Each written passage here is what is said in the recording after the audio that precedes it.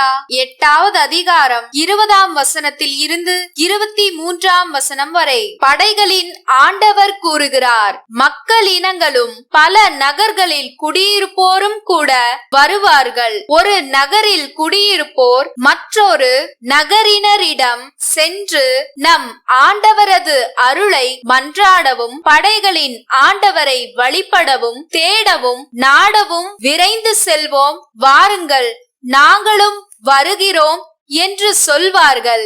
மக்களினங்கள் பலவும் வலிமை வாய்ந்த வேற்றினத்தாரும் படைகளின் ஆண்டவரை நாடவும் அவரது அருளை மன்றாடவும் எருசலேமுக்கு வருவார்கள்.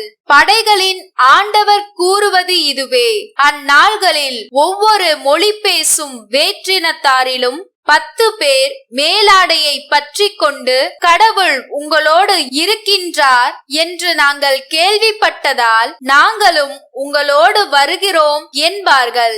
லூக்கா 9வது அதிகாரம் 51ஆம் வசனத்தில் இருந்து 56ஆம் வசனம் வரை. இயேசு விண்ணேற்றம் அடையும் நாள் நெருங்கி வரவே எருசலேமை நோக்கி செல்ல தீர்மானித்து தமக்கு முன் தூதர்களை அனுப்பினார். அவருக்கு இடம் ஏற்பாடு செய்வதற்காக அவர்கள் சமாரியருடைய ஓர் ஊருக்கு போய் சேர்ந்தார்கள். அவர் எருசலேம் செல்லும் நோக்கமாயிருந்ததால் அவர்கள் அவரை ஏற்றுக்கொள்ளவில்லை. அவருடைய சீடர்கள் யாக்கோபும் யோவானும் இதை கண்டு, ஆண்டவரே, வானத்திலிருந்து தீ வந்து இவர்களை அழிக்குமாறு செய்யவா?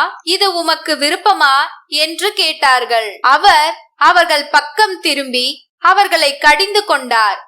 பின்பு அவர்கள் வேறோர் ஊருக்கு சென்றார்கள்.